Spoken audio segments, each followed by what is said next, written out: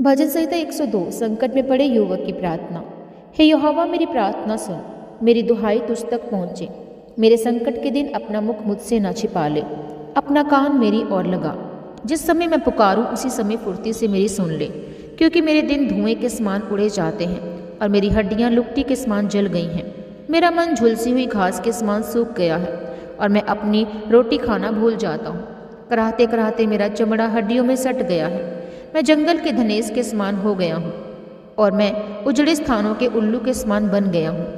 मैं पड़ा पड़ा जागता रहता हूँ और गोरे के समान हो गया हूँ, जो छत के ऊपर अकेला बैठता है। मेरे शत्रु लगातार मेरी नामधराई करते हैं, जो मेरे विरोध की धुन में पावले हो रहे हैं।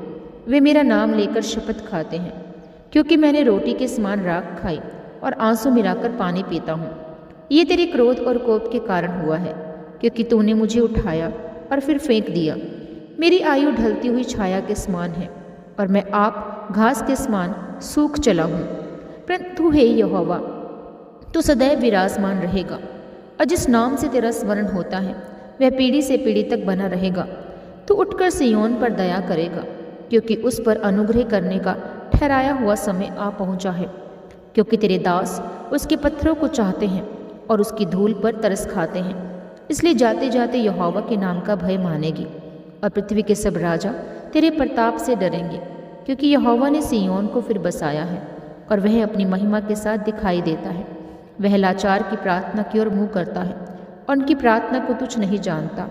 ये बात आने वाली पीढ़ी के लिए लिखी जाएगी और एक जाति जो सिरजी जाएगी वही यहाँ की स्तुति करेगी, क्योंकि यहोवा ने अपने ऊंचे और पवित्र स्थान से दृष्टि करके स्वर्ग और पृथ्वी की ओर देखा है, ताकि बंदियों का करहना सुने और घात होने वालों के बंधन खोले।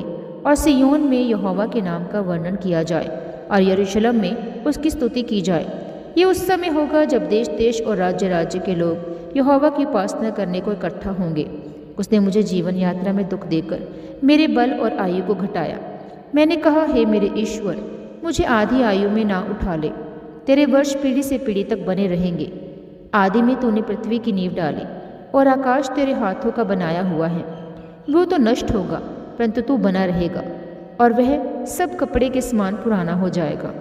तू उसको वस्त्र के समान बदलेगा और वह बदल जाएगा, परंतु तू वही है और तेरे वर्षों का अंत नहीं होने का। तेरे दासों की संतान बनी रहेगी और उनका वंश तेरे सामने स्थिर रहेगा। आमीन। God bless you all.